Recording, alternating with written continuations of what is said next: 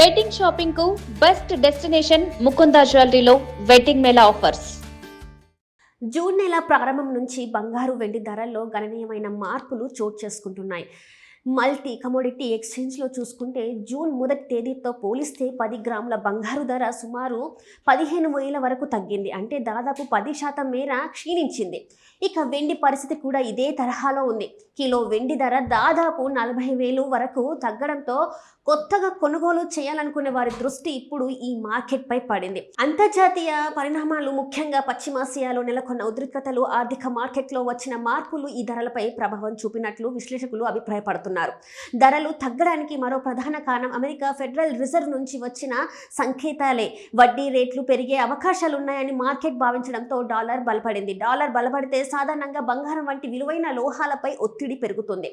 దీంతో అంతర్జాతీయ మార్కెట్లో బంగారు, వెండి ధరలు తగ్గుముఖం పట్టాయి. అయితే భారత్ మార్కెట్లో దిగుమతి సుంకాలు, రూపాయి మారక విలువ వంటి అంశాలు కూడా ధరలను ప్రభావితం చేస్తున్నాయని నిపుణులు చెప్తున్నారు.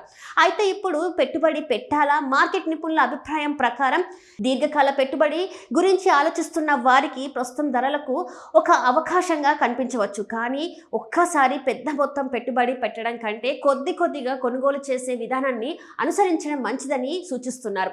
ఇలా చేస్తే ధరలు ఇంకా తగ్గిన సగటు కొనుగోలు ధరను నియంత్రించుకోవచ్చు.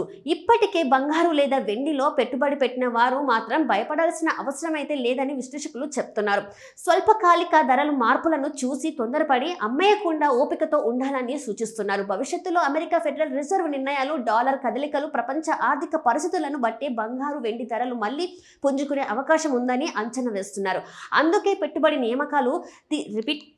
పెట్టుబడి నిర్ణయాలు తీసుకునే ముందు మీ ఆర్థిక లక్ష్యాలు, రిస్క్ సామర్థ్యాన్ని కూడా తప్పకుండా పరిగణలోకి తీసుకోవడం మంచిది.